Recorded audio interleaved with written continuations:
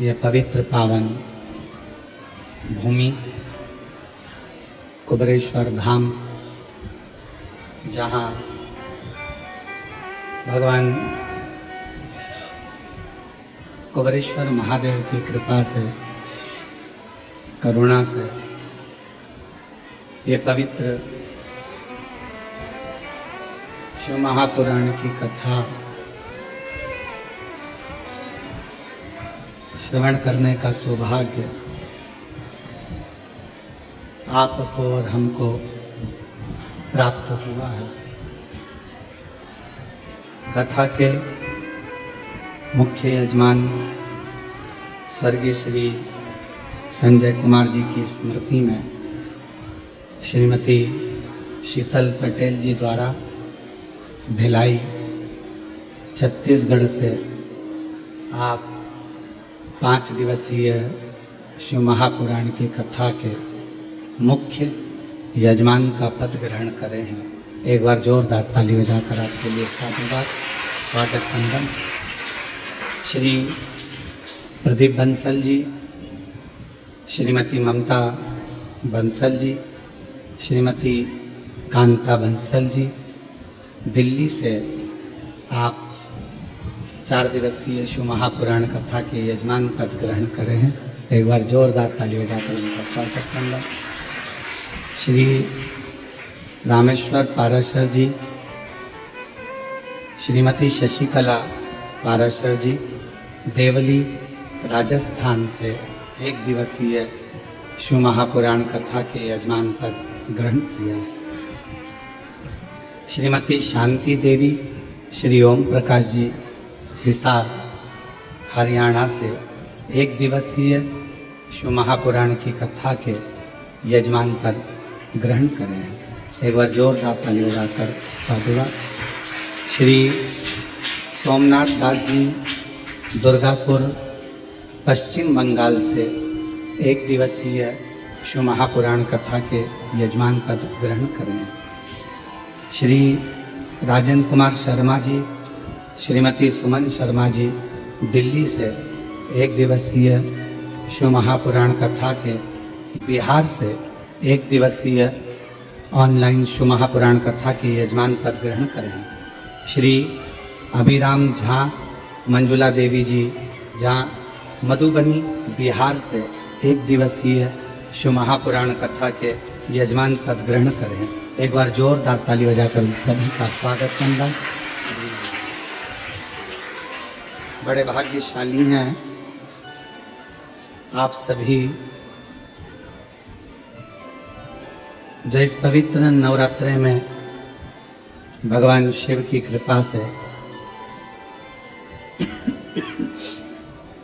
करुणा से, उनकी उदारता से ये पवित्र अवसर आपको और हमको प्राप्त हुआ है।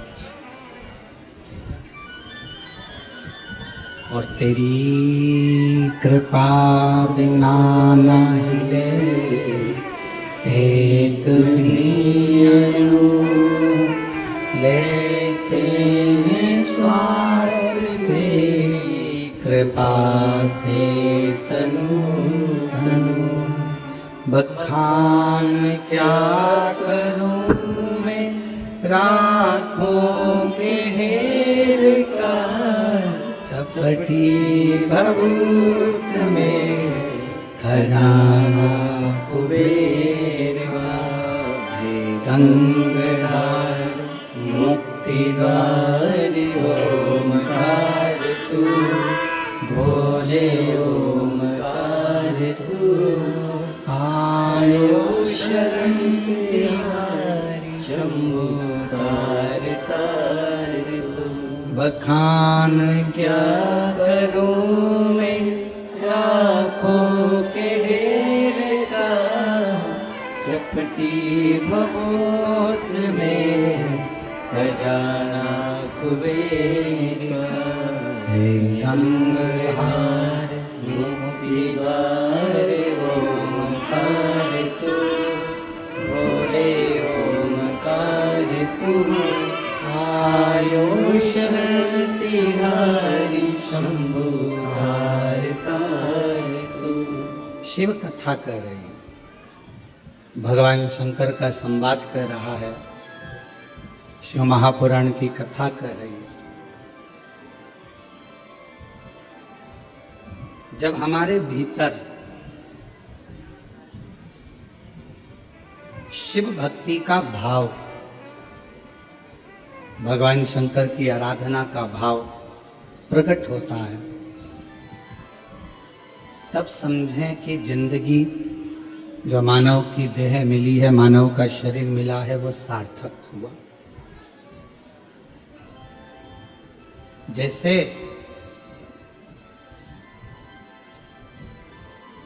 भगवान नेत्र दे दे और ज्योति ना दे तो फिर वो नेत्र अच्छे लगेंगे? जम के बोलो। नेत्र हो तो ज्योति का होना जरूरी।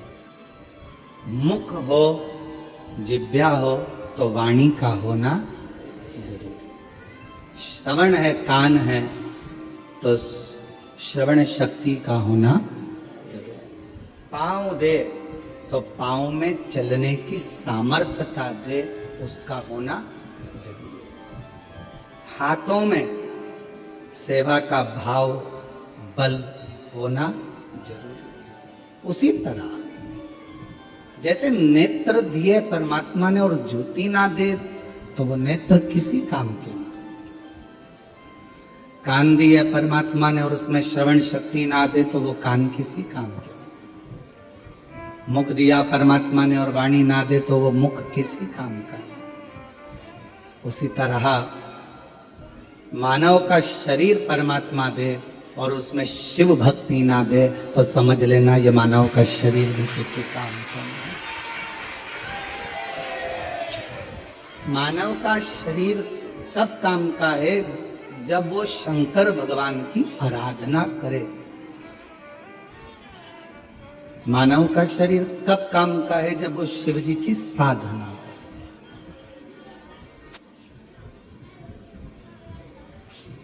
एक बेलपत्र के वृक्ष में 68 करोड़ तीर्थ होते हैं।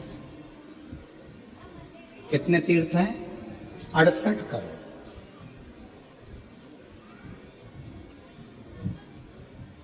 एक बेलपत्र के वृक्ष के अंदर 68 करोड़ तीर्थ होते हैं। और जब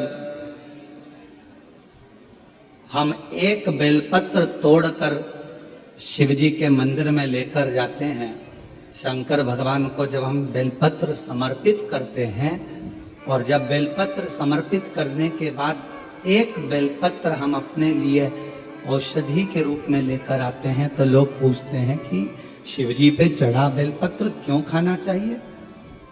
एक वृक्ष बेलपत्र का जिसमें 68 करोड़ तीर्थ है।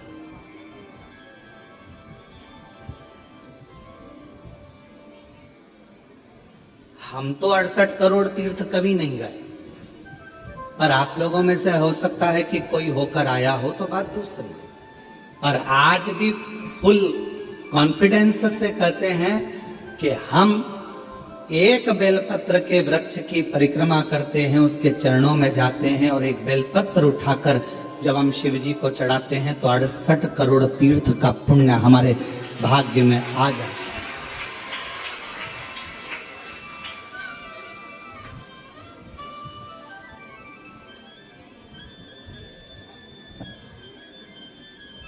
और इतने पवित्र तीर्थ, हजारों हजारों नदियां, हजारों हजारों कुंड, हजारों हजारों बावड़ियां, सरोवर, तालाब भारत की भूमि पर विराजमान। कुछ तीर्थ भारत की भूमि के बाहर भी,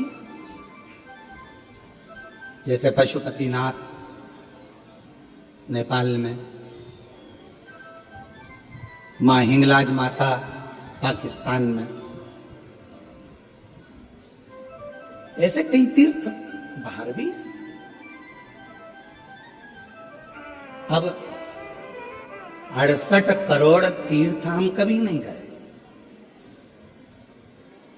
पर हमने हमारी जिंदगी में एक नियम हमेशा बनाकर रखा कि कार्तिक के महीने में बेलपत्र के वृक्ष की परिक्रमा और बेलपत्र के वृक्ष के नीचे एक घी का दीप जलाने का नियम बनाया। तो ये हमें विश्वास है कि हमारे 68 करोड़ तीर्थ पूरे हैं। 68 करोड़। अब लोग कहते हैं गुरुजी एक बेलपत्र हम शिव जी को चढ़ी हुई उठाकर लाते हैं, बाबा से औषधि के रूप में लेकर आते हैं। तो ये बेलपत्र है तो पेड़ की, वृक्ष की, ये इतनी अमृत कैसे हो जाती है कि लोगों की बीमारियां ठीक हो जाती हैं, तकलीफें ठीक हो जाती हैं, शुगर लेवल में हो जाती है, बीपी, थायराइड सब ठीक हो जाता है, सोराइसिस जैसी बीमारियां ठीक हो जाती है, किडनी लीवर जैसा ठीक हो जाता है। एक बेलपत्र इतना औषधि का कार्य कैसे कर जाता है? तो शिव महापुराण में वर्णन किया, उमा संहिता के अंतर्गत 68 करोड़ तीर्थ एक बेलपत्र के वृक्ष में है। एक बेलपत्र के वृक्ष की पत्ती जब शिवजी पर चढ़ती है बेलपत्र और हम उसको लेकर आते हैं तो 68 करोड़ तीर्थ का जो प्रसाद होता है, 68 करोड़ तीर्थ में जितनी हजारों हजार नदियां पवित्र हैं, कुंड पवित्र हैं, सरोवर पवित्र हैं, वहां जाकर हमने आचमन नहीं करा, पर शिवजी पे चढ़ी हुई बेलपत्र जब हम मुख में रखते हैं, शिवजी पे चढ़ा हुआ जल जब हम आचमन करते हैं तो वह 68 करोड़ तीर्थ का आचमन हो जाता है और हमारा रोग समाप्त।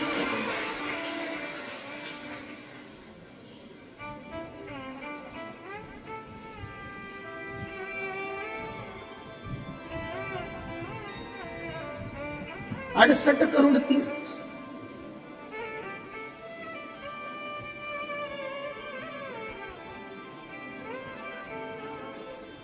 आप सभी के स्मरण में होगा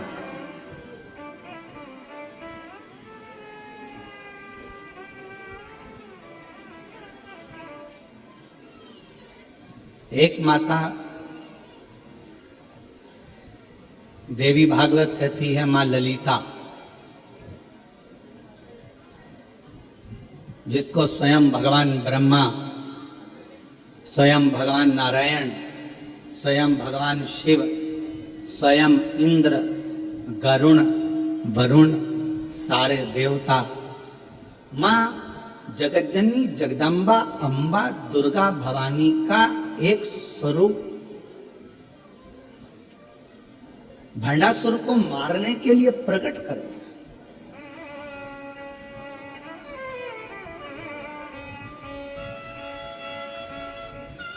और कैसे प्रकट किया? मां ललिता अंबा को कैसे प्रकट कर लिया?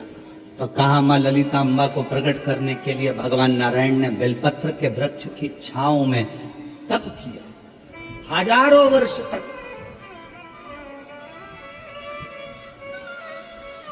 ब्रह्मा जी ने साधना करी हजारों वर्ष तक बेलपत्र के वृक्ष की छांव में।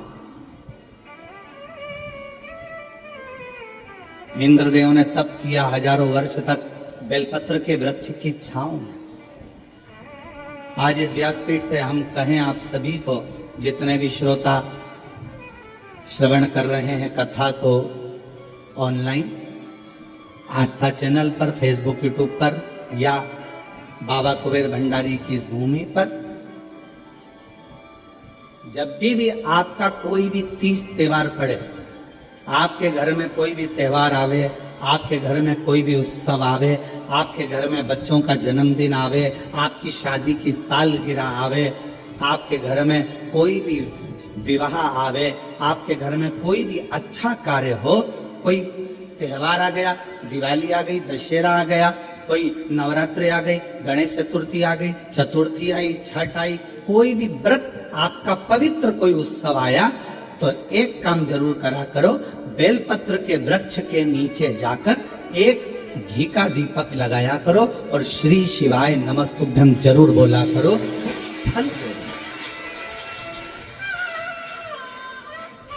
एक घृत का दीप बेलपत्र के वृक्ष के नीचे अगर आप एक क्षण के लिए भी बैठे हो तो वो फल देगा।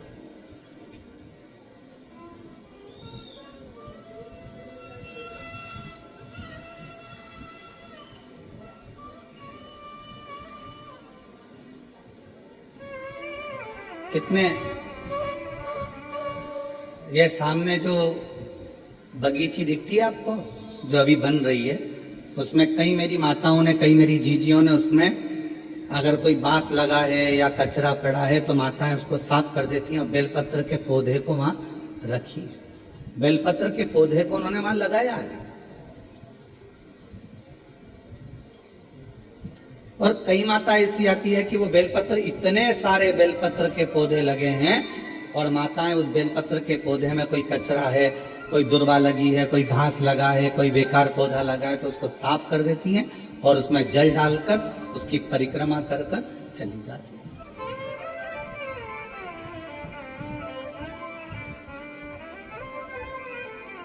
कई माताओं की आदत है पीछे जो बेलपत्र की बगीची है वहां जाकर परिक्रमा कर ले।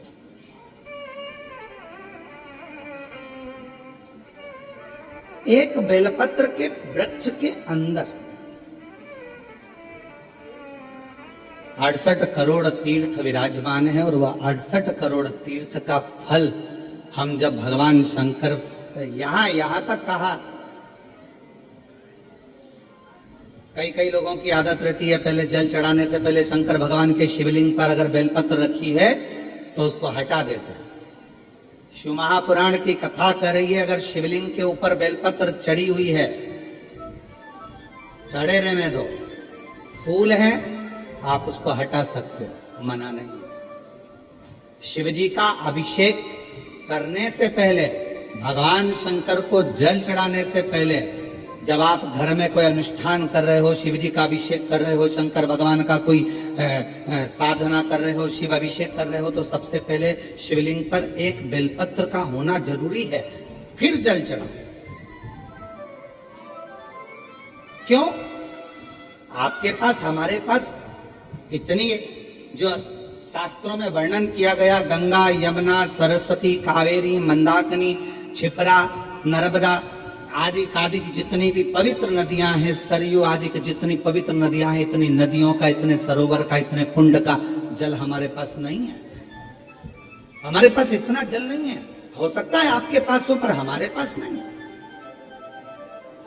26,000 नदियां भारत की भूमि पर अविरल बहती हैं। पवित्र नदियां 26,000 नदियां बहती हैं। अब मुझे तो नहीं लगता कि 26,000 नदियों का जल तुम्हारे घर पर होगा।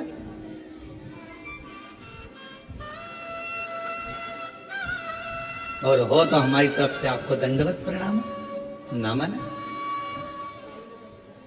पर हम एक बात बिल्कुल छाती ठोक कर कह सकते हैं कि वो 26,000 नदियों का जल हमारे घर में है। कैसे? हम शिव जी पर एक बेलपत्र चढ़ाकर जल चढ़ाते हैं और वो जल लेकर आते हैं तो वो जल 26,000 नदियों के जल के बराबर होगा।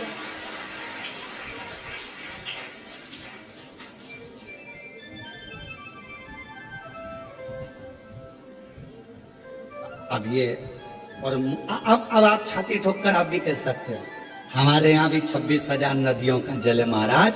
ओ सीवर वाले महाराज, तुम्हें क्या मालूम है, हमारे यहाँ भी 26,000 नदियों का जल आता है। शिव जी पे बेलपत्र चढ़ी रहती है, हम जल चढ़ाते हैं। वो पानी जब हम थोड़ा सा झेल कर लाते हैं, आचमन करते हैं, घर पर छींटते हैं, वो 26,000 नदियों का जल हमारे को पवित्र कर देता है।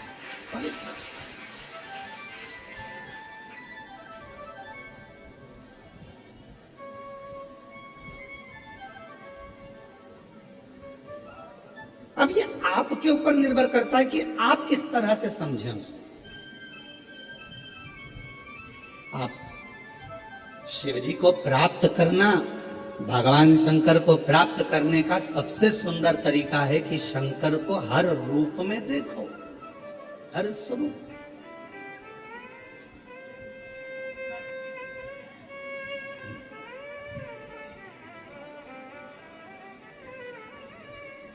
सोलह श्राद्ध में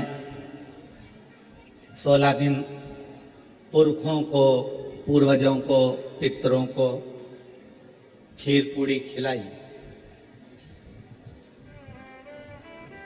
नवरात्रे में 9 दिन छोटी छोटी कन्याओं को खीर पूड़ी हलवा खिलाए, ठीक है।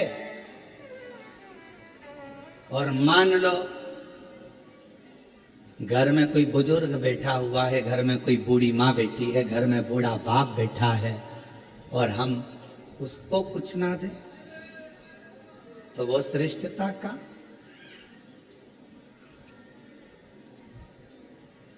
शरीर कितना सुंदर कहा गया है शास्त्रों में, अगर घर में कोई मरीज व्यक्ति है, घर के अंदर यदि कोई रोगीला व्यक्ति है, रोग है, मरीज है, बीमार व्यक्ति है, और तुम्हारे घर में अगर कोई त्योहार है, तुम्हारे घर में देवी देवता की पूजन है, तुम्हारे घर में श्राद्ध है, तुम्हारे घर में कोई भोजन करने आने वाला है, तो शिव महापुराण की कथा कहती है, अगर घर में कोई रोगी व्यक्ति है, घर में कोई बीमार व्यक्ति है, घर में किसी का दवाई गोली चल रही है, और भोजन करने वाला या देवी देवता की पूजन दोपहर में 12 बजे 1 बजे होने वाली है, और वो रोगी व्यक्ति को दवाई खाना है और उसको भोजन करना है, तो जो भोजन करने आएगा, देवी देवता पुजाएंगे, वो अपनी जगह पर है। सबसे पहली सेवा जो रोगी व्यक्ति है उसको भोजन दिया जाए, उसकी सेवा करें। अब रोगी व्यक्ति मांग रहा है, बेटा मेरे को दवाई लेना है, मेरे को थोड़ा सा 1 रोटी दे देना बेटा। अरे मम्मी तुमको नहीं मालूम आज दादाजी का श्राद्ध है, मम्मी तुमको नहीं मालूम आज दादी जी का श्राद्ध है, मम्मी आज कुल देवी की पूजन होगी, आज कुल देवता की पूजन होगी, तो मैं खाने की लगी रहती है। पूजन कौन करेगा, देखेगा कौन? अभी पूजन हो जाएगी, उसके बाद मैं आपको खाना दे दूंगी, उसके बाद मैं आपको भोजन दे दूंगी। नहीं, शिव पुराण की कथा कर रही है। कोई बूढ़ा है, बुजुर्ग है, बीमार है, घर में बच्चा है, कोई रोगी है, कोई तकलीफ में है, तो देवी देवता और अन्य काम सब होते रहेंगे। पहले उन बुजुर्ग की, पहले उन बीमार व्यक्ति की, पहले उनकी चिकित्सा की, पहले उन बच्चों की सेवा। ये शिव पुराण। हम जानते हैं इस बात के पीछे लोग हमारा विरोध करेंगे कि तुमने कह दिया कि जो घर में बीमार व्यक्ति है पहले उसको दो, फिर देवी देवता की पूजा। इसके पीछे हमारा विरोध होगा। हम जानते हैं कि हम बोल रहे हैं तो हमारा विरोध होना है, पर उससे हम डरते नहीं।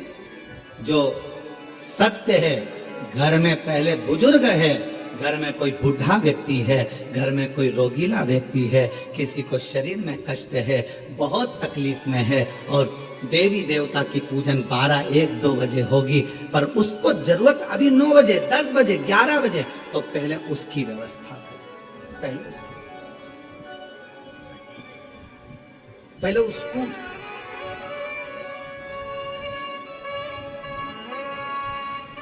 और ना जाने किस वेश में नारायण मिल जाएगा, मेरे मन के भीतर से वह राम के दर्शन पाएगा। ना जाने किस रूप में आकर नारायण मिल जाएगा, मेरे मन के दर्पण में राम के दर्शन पाएगा।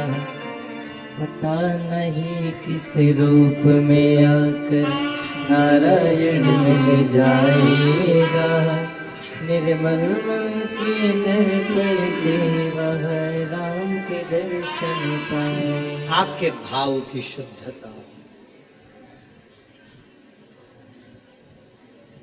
अब एक बात आपसे पूछें, उत्तर दीजिए। कोई बीमार व्यक्ति घर में तुमसे रोटी मांग रहा है और तुम देवी देवता का पूजन करते रहो तो भगवान प्रसन्न होगा? बोलो तो जम के। पहले उसको दीजिए, औषधि उसको दीजिए, भोजन उसको दीजिए, फिर दूसरा।